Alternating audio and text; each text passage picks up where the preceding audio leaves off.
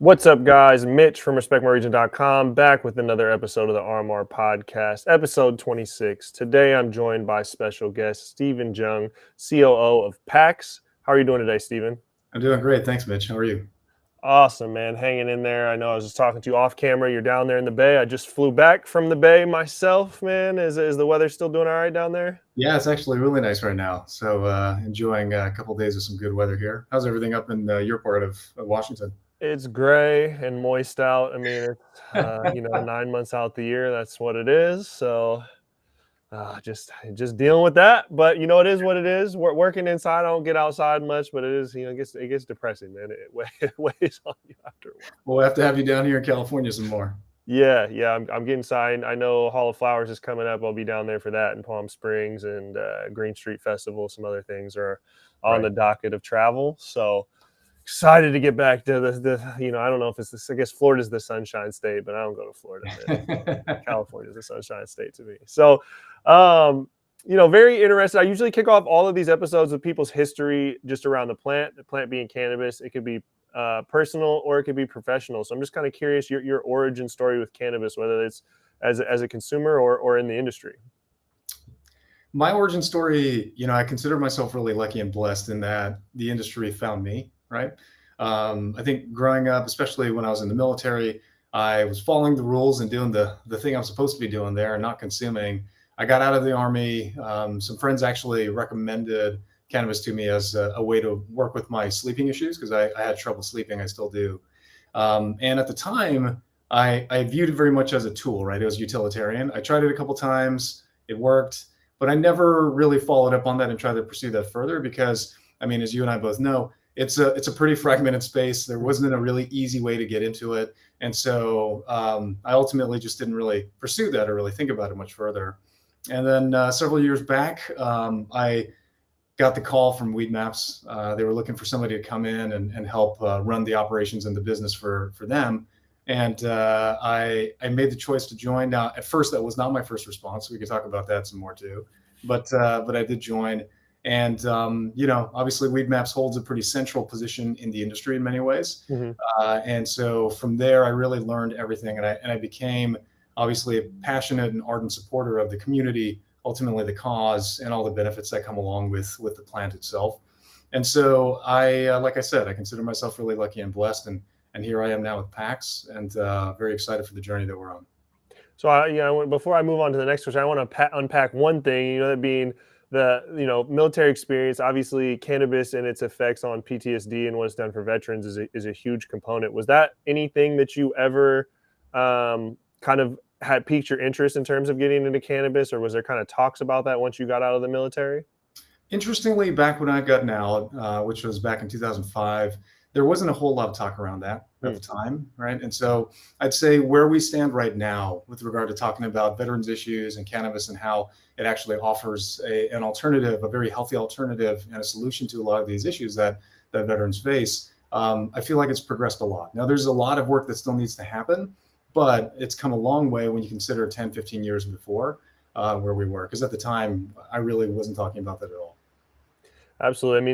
It's something that I talk about a lot on content interviews of just my personal experience. I've been around cannabis a long time, but the education and the stigma, really, and just regulation, legalities around cannabis really, stifled education and even just people being comfortable talking about cannabis. So there's so long where things were shared in private, and now thanks to cannabis legalization kind of snowballing across the states, we finally are like having these conversations. The studies are happening, the studies are being published, and people aren't turning their noses up. And so there's definitely some beauty to this legalization coming, of us just being able to have these conversations and learn about these things. Absolutely. And it's interesting too, because within the military community itself, I think you're starting to see certain leaders that are willing to take up that topic and take it into the right dialogue and the right discussion with the right people. Like I said, I think there's a long way to go in terms of the work that has to happen before it becomes fully accepted, right? And I think one of the key signals that we would be looking for is the Veterans Administration identifying that as a treatment that it's also willing to obviously subsidize, so that veterans can get access and get the care that they need.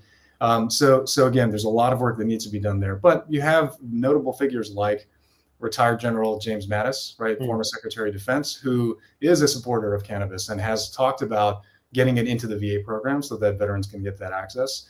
And then generally within the community itself, you even have a lot more soldiers and veterans who have gotten out of the military who are much more comfortable now talking about cannabis and the positive impact that it has on their lives. Again, it wasn't that long ago where folks just were not willing to talk about it or just naturally didn't talk about it.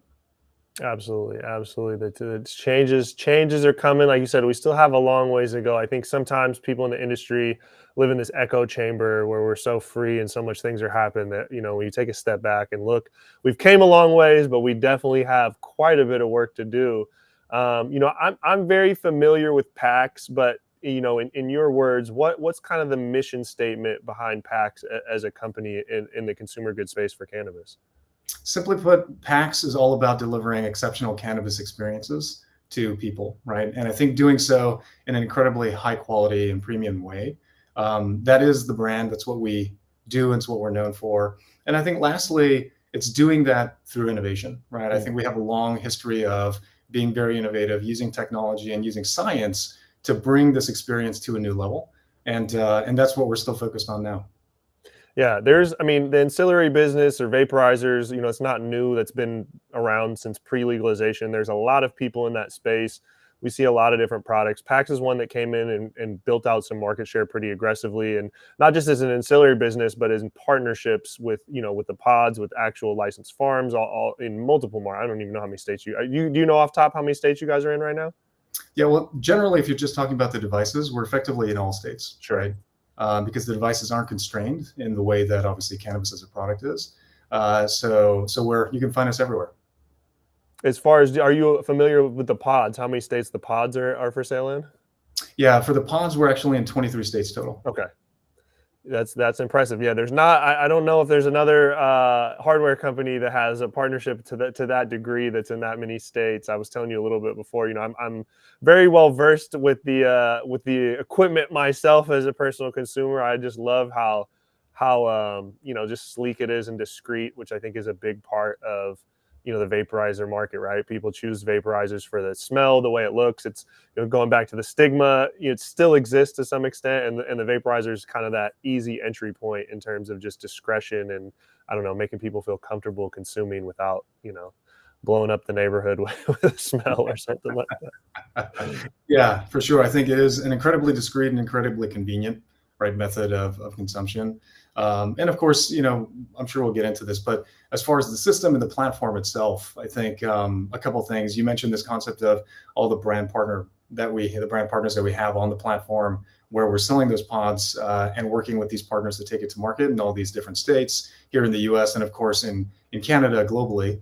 And so, again, I think that's such a key piece of what we're talking about here, because when we talk about a platform, right, one of the key parts there is, well, by definition, as we think about a platform, it is the right selection of brands, of strains, of products, of price points, right? Mm-hmm. And I think that's what creates an overall consumer experience that's really positive. And so, I think, again, we consider ourselves lucky to have the alignment with these strategic partners that we have. And of course, again, our devices, we're really excited about those and the changes that we're going to be making on these devices in the future. Yeah, and how difficult has it been building out a product like that, right? Because a lot of people that are in the ancillary space are like I said, I have the PAX 3 over here, which is dry herb, which you said it could be, for sale anywhere, it can be used anywhere. But building out the pod system with like the PAX Era devices, it requires these strategic partnerships, which how fragmented this industry is from a regulatory standpoint, from just operation standpoint of even some of the major brands are only in single states or a few states. How difficult has it been to build out a business that's in 23 states, tiptoeing all these regulatory lines and then so many different partnerships? Absolutely not easy. And I'd say operationally, there's certainly a lot of complexity to bringing that to market, managing it and doing it well. But I think for us, the key here is that our brand and the offering that we have, right, both to a brand partner, a third-party brand partner, or to the consumer, is one that has a ton of credibility and a lot of trust when it comes to these partners. So I think from that perspective, usually finding the right partners and bringing them onto the platform is not the issue. Now, managing that and making sure that we can execute that at high levels, that certainly takes a fair amount of time. Absolutely, yeah. We see it consistently, whether it's, brands, flower brands like Cookies, who do, similar model of working with cultivators in different states, licensing out their IP, or you guys licensing out hardware IP. It is definitely a task that very, very few have been able to do, but, big salute to you guys for doing that. But Thank you. also, in California, you guys just released your first PAX branded product, and a solventless one at that. We'll get on the solventless one, but what does this milestone mean to the company? It's a huge milestone, and I think it's really just a natural evolution of what consumers are demanding, right? And I think, again, when you look at our platform, as I mentioned earlier, you have these right brands, products, and assortment of different types of selection, including price points. And so, as far as the product itself, it's a fresh pressed live rosin with natural diamonds. It has a ton of innovation behind it, and we're able to bring, again, of course, the premium quality cannabis experience that we're known for, in a way that's really full flower and that the consumers, again, are really focused on these days, and at a disruptive price point. And so I think, altogether, we're excited because not only is it great as a step for the company, for PAX, but also for the platform at large. Hmm. Absolutely, and to, for some of our listeners that are unaware of like what rosin is, it is, when you usually make extracts, right? You use a solvent, something in there to extract, yeah, Yeah. to extract the terpenes and the THC, the CBD from a plant. Rosin is like this weird thing where you just squish it and it oozes out. It's really, if you're a weed nerd like myself, it's truly like weed porn. It's an attractive thing to watch. But just the smell of it, when you see that, I'm not a big dabber. I'm a very, very heavy consumer, but I've never been a big dabber. But rosin was actually the thing that introduced me personally to dabs, because when I saw it made, and I was like, wait, this is just squeezing a plant and then you smell it and you taste it. And it's so true to the essence of the plant. I was, it just captivated me as a consumer. And so I've slowly gotten into dabbing through rosin. But what did it take? It's a very difficult thing to do to make rosin pods or rosin cartridges, right? Like rosin is got a process down where people are able to produce that. But to get that into a vaporizer device and have it hold form without, getting too hard. What did that R&D look like to get these products just right for market? It certainly is difficult. And like you said, I think, again, when we think about the innovation that we bring into anything that we do, one of the areas that we really focused on was going to be around the formulation and obviously the process, right? The way in which we actually created that product. And so for those that aren't familiar, like you mentioned, live rosin, really it's the purest version of the plant that you can consume, especially when it comes to vape, right? So you start with premium grade cannabis flower, and then you flash freeze it so it locks in all of that freshness. And then you take that, and during the extraction process, instead of using harsh chemicals and solvents like butane, you're just using ice, water, agitation, and pressure to actually get the THC out of the plant itself. And so, net, what that results in is the full cannabinoid and terpene profile, and that includes the major and the minor versions of both. And so, again, when you experience that product, you can see pretty quickly how it's different, right? It differentiates itself from all other products that are out there. And so, again, that's exactly within the scope of the type of product that we would believe in bringing to market, and the exceptional experience, or the cannabis experience that we're creating. So that process, we have our own IP that we developed in order to get the formula, and obviously the process, the manufacturing itself. Certainly was not easy, but then on top of that, of course, we were able to leverage the system that we have, which are the devices, in this case, our award-winning Aero line of devices, which really are the cleanest and safest alternative out there on the market. So again, tons of innovation behind all of this. We're incredibly proud of the product, and the early reception has been very, very positive. Yeah, and speaking on clean and safety, I saw one of the reports or the infographics you guys published on just looking at the potential carcinogenic, if I said that right, risk behind and anytime you're combusting anything, vaporizing something, smoking something, right? There's a potential risk out there. But looking at that graph, I don't have it in front of me. I wish I should have saved it in front of me. Looked at like cigarettes versus just cannabis joints, and then a couple other things on there. And your guys's was just a very, very minuscule, very low risk. So what goes into like looking into these different things to ensure that it's there? And how do you guys combat, or I guess that's just my only question, is how do you guys look at that versus other things and ensuring that it is of lowest risk possible to the end consumer? Absolutely. It's an investment that we continually make, right? And one that we have to keep maintaining. And so I think the first place that it starts from is you take a look at our company and the staff that we have. So we have toxicology experts, biocompatibility experts. We have a staff of PhDs and scientists that actually focus on that side of the business, right? Because really what we're trying to do is, in fact, really we can disassociate that from the concept of business, because it's really just about, can we make the cleanest, purest product available and provide devices that support that as well. So that team and that staff is constantly focusing on and thinking through, how can we make sure that everything we're doing fits within the scope of that mission, right? And so that's really the number one thing that we do. But of course, as we think about the products, as we looked at the products, certainly we had different choices in terms of the extraction type of what we could do. And that's why it naturally landed us on this live rosin product, because again, it was directly in line with what we're trying to achieve. Absolutely. And I applaud you guys for having that conversation. It's something that in this space, right, a lot of people don't talk about. There's warnings. California has the warnings saying this product is known to cause cancer. You don't see that in other states. Everyone has their own warnings. I'm personally a blunt smoker, so I'm wrapping everything in tobacco leaf. I'm not proud of that. I'm not happy. I wish I didn't, but I don't. It's just my preferred method. But it's something that us as consumers don't really talk about a lot as the risk. We always say cannabis is safe. You've never heard anyone dying from it, but there are potential risks from this. For you guys being a company that's taking that stand, and it's ensuring it's safe, but also starting that conversation where so many other people just kind of, they just gloss right over it or don't have it. What's kind of the incentive of having that conversation with the consumer? The incentive for us is just doing the right thing, right? What we believe is the right thing at any rate. We stand for that concept of cleanliness and purity, and we absolutely are committed to doing that through everything that we create and put out there into the world. I think a big point that you're mentioning as well is just general consumer education. That's really important. And again, I think what's interesting for us is, if you look at the market right now, and if you're looking at the data, I think consumers are increasingly asking this question: what is in my oil? Right? What is in this product that I'm consuming?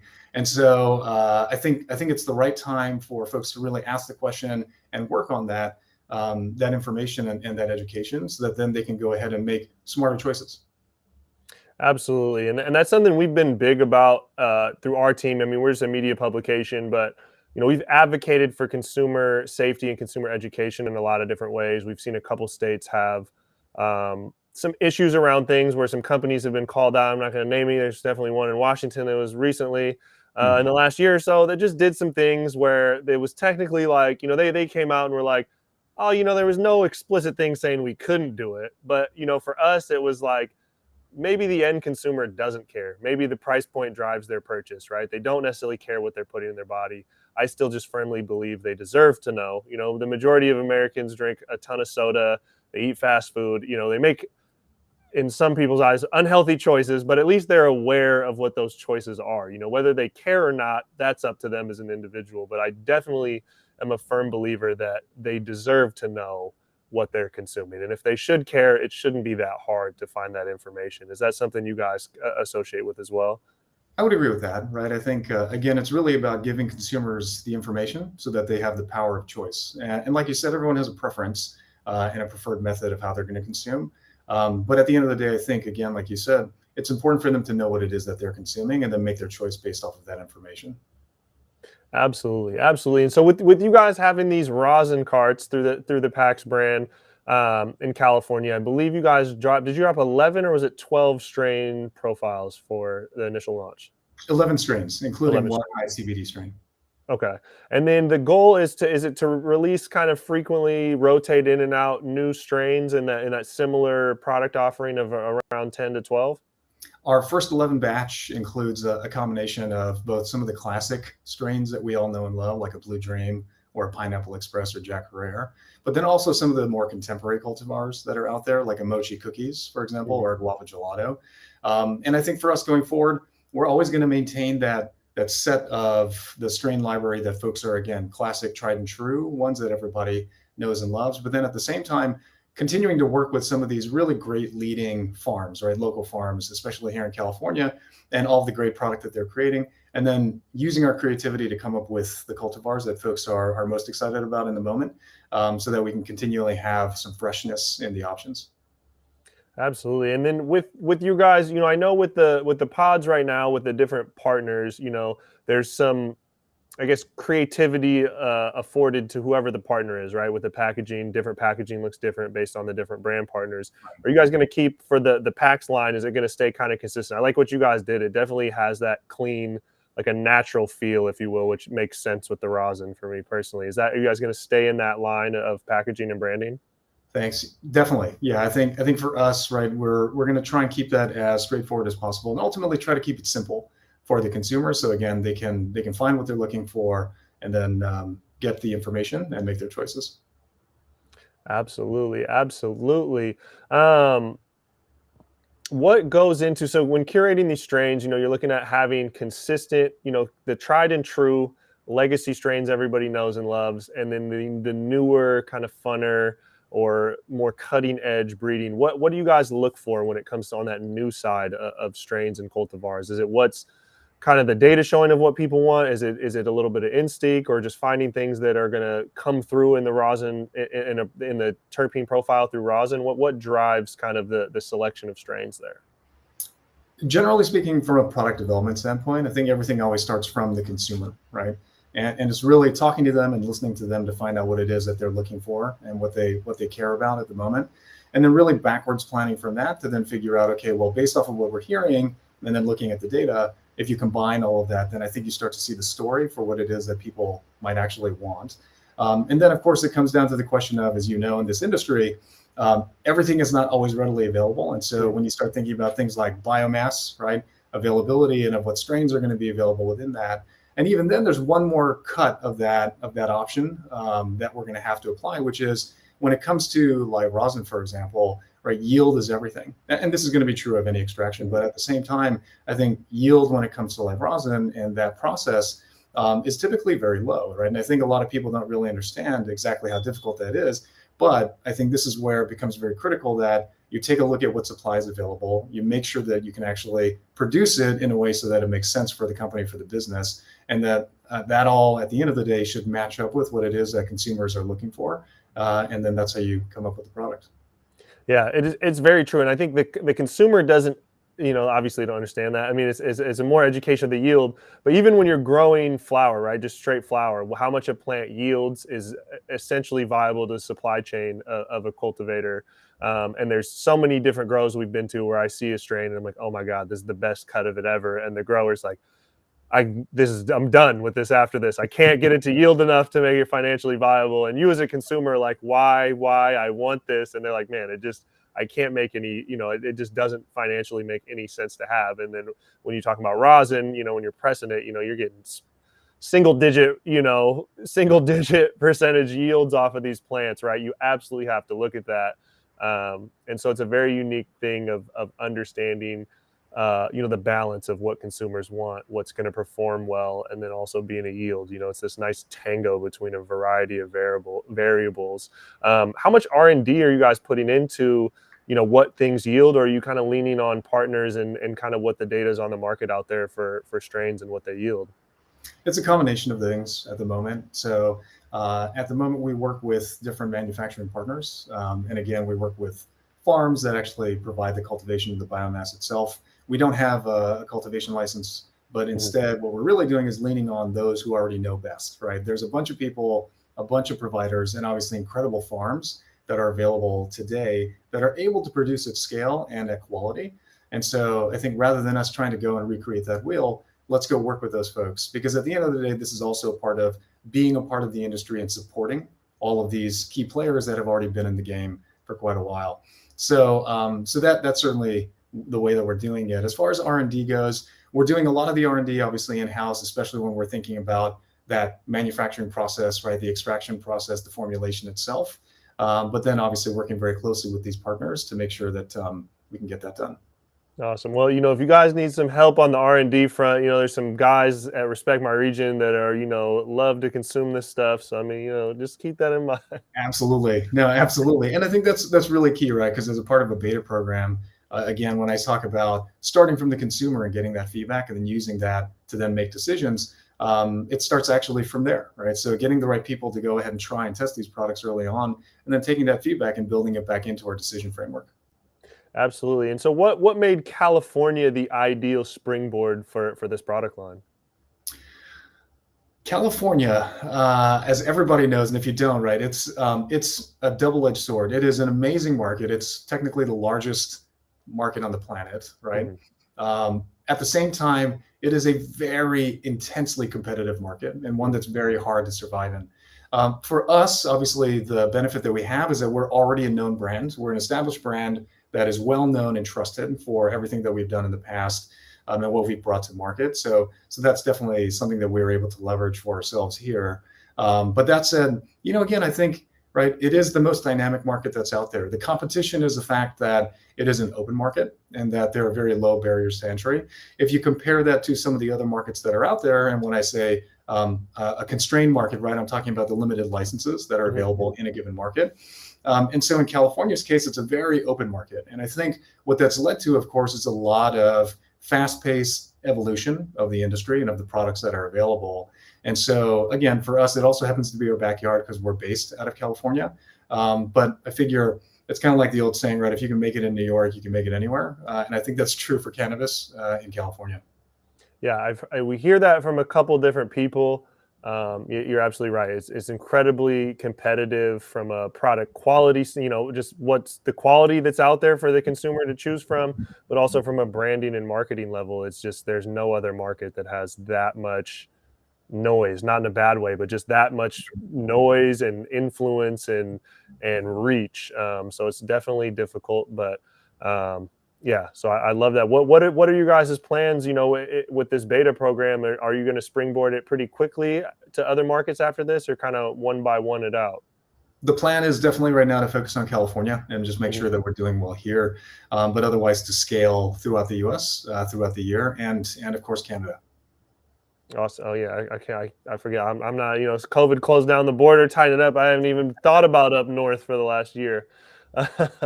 Yeah, definitely. It's been a while since I've been up there. What are some of the most exciting markets for you personally outside of California right now? I mean, I think when I look at a lot of the markets out there, right, it's a mix of both the limited markets as well as the open ones. And so on the limited basis, right, you can look at markets like Massachusetts, for example, Pennsylvania, Illinois, but very interesting markets that are definitely growing. Massachusetts is actually one that's in transition because they're in the process of issuing more licenses in the industry there. And then on the open side, obviously no surprise, right? I think it's the usual suspects. You got the Pac Northwest, Washington, your home state, Oregon, Colorado, Michigan. These are all really dynamic states as well. And so I think the good news is lots of markets to go into. I think for us, really, when it comes to which markets that we might go into and how we select them, it's really just a resources constraint, right? And again, I think for everyone that's been around this industry, you already know, part of the real challenge is because of the regulatory hurdles that you have to clear. And so it's not as simple as pushing a button and expanding into different markets. You actually have to survey the market, understand the landscape, understand the competitive dynamics, figure out what it is in terms of the model that you're going to use to enter. And then, of course, then operationally build that team in the process and then attempt to scale. Absolutely. And that leads right into one of the other questions I had was, with how fragmented it is across the country, what have been some of those obstacles in terms of like a marketing or just a messaging standpoint, whether it's, B2B messaging to buyers or bud tenders or to the end consumer of building out, make sure PAX messaging is received the same in each one of these states? That's a massive challenge. And I think that's something that every brand and every real business in this industry faces, right? How do you create consistent messaging that actually lands correctly in alignment with your brand, and that then you can broadcast out to all consumers? And so I think that for us is a constantly ongoing process. But of course, it's one that we're heavily invested into and just thinking through how can we continually get better at that all the time. Absolutely. What's on the docket for 2022 for the PAX team? Again, for our product itself, the fresh pressed live rosin with diamonds, that product in California, and then spreading it out to the rest of the U.S. and Canada, but doing so thoughtfully. And then, of course, on the device side, we're continuing to make upgrades and changes there as well. And so, with this new product that we released in the live rosin, we also brought a 1 gram pod to market finally. And so, I think that was an area that we considered ourselves behind, and now we've caught up on that piece. Obviously, most markets are historically half gram, but now have started moving to 1 gram. And so that new pod we actually are releasing isn't just bigger in size, it also has new technology behind it. So instead of the silica wick that we had previously, it also now has a ceramic core, right? Which again, I think is in keeping with our concept of delivering really premium experience that is, the cleanest and safest possible. As well, when you look at the way that the pod itself is architected, it's designed to actually perform incredibly well when it comes to issues like leaking and clogging, right? And I think these are areas that obviously a lot of devices out there, they have issues in. And for us, again, it's really important that we continue to provide the consumer with the best possible experience. And then, of course, you have outside of the pods, the devices themselves, both the PAX line and the Air line, which we're continuing to focus on. Okay, what kind of features can we bring to market so that this is an even better experience for consumers? Continual elevation and innovation, progression. I love it, man. For people out there looking for more information, pax.com. You can find everything you need, get devices and all that. Is there anything else you want to plug or direct people? No, I mean, again, I think for us, we're incredibly excited to just bring these products to market for you all. And I think the last thing I'd say is really just feedback, right? In addition to the love, at the end of the day, we just want the feedback and try to figure out how do we continually get better. But please go take a look at the product, consider it as you're making your choices. Currently here, available across California and continuing to grow. But that said, I think you'll be excited when you get your hands on the product as well. Have you had a chance to try it? Not the new one. I know my business partner who lives in LA, I think I just talked to him earlier. I think he's going to be reviewing it tomorrow officially. So I'm not sure if he is picking it up today or what, but yeah, I know he'll be trying it, and he tries more products than me, so he'll have some sort of, opinion on it. He's a subjective guy that tries a lot of stuff. So I'm eager to hear about what he has to say, and I'm eager to get to California and try it myself. Yeah, definitely. Come on down and we'll make sure to take care of you. Awesome. Well, thank you, Steven. Very appreciate you very much for hopping on here. Safe travels. I know you got a flight later today, so safe travels on that. Thank you for sharing this information on PAX, the brand, these new products, these solventless pods that you guys are dropping, and just appreciate what you guys are putting into the game. Absolutely. Thank you. And thanks for everything you're doing as well. Thank you. All right. This is Mitch with RespectMoreAgent.com, RMR Podcast, episode 26 with